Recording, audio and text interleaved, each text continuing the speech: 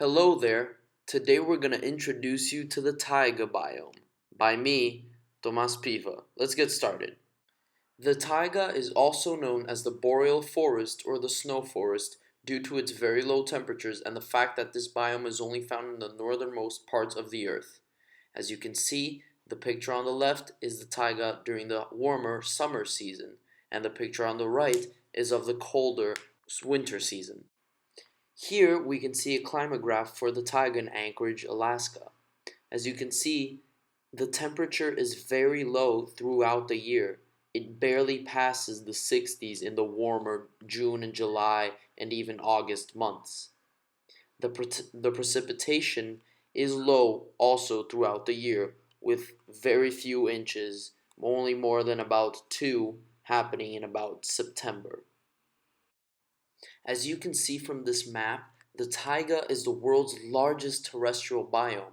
It is found in the regions below: in Alaska, Canada, all throughout Canada, upstate New York in the US, Russia, all throughout Russia, as you can see on the map, and some parts of Scandinavia, including Sweden, Norway, Denmark, and Finland. There are various abiotic factors which factor into the taiga throughout the year. Heavy snow throughout the year makes the taiga very difficult to move in. That is why many small mammals have adapted to become white, being harder to spot. Little rain, rivers are filled with glacial melt from the mountains. This means the water is very cold. The taiga is cold all year round, with a 7-month winter season. Then, the soil is mostly frozen, which makes the soil barren to growth. Also, last but not least, due to the short days throughout the year, many animals enter hibernation. This means that during the 3 coldest months of the year, large mammals such as bears aren't around as much as they are hibernating and sleeping for the warmer months.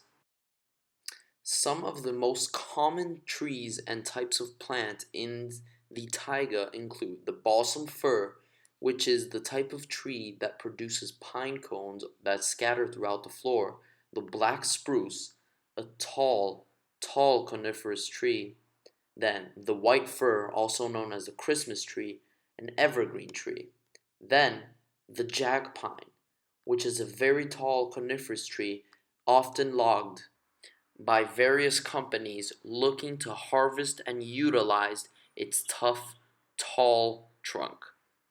Lastly, the Siberian spruce is the most common of these trees. It grows all throughout the different areas of the taiga. This tree can grow up to 10 meters tall. It houses many different birds and animals, such as worms and owls. The taiga has various vegetation layers as seen in this diagram. It is a coniferous forest with lots of evergreen trees and lots of bush areas. As you can see here, there is the tree foliage and then the shrub and herb foliage. This means that while many birds live in the trees, there are birds that actually go to hunt in the ground, such as hawks and eagles, going for small rodents on the floor. The taiga isn't that thick, unlike the tropical rainforest.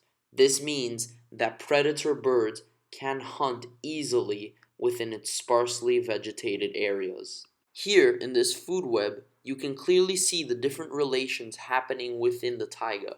The producer, the black spruce, feeds the moose, elk on one side, and the insects, birds, and rodents on the other.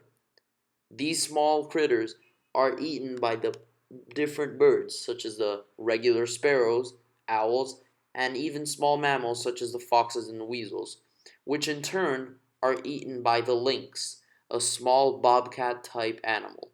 The moose and the elk, on the other hand, are hunted down and eaten by wolves.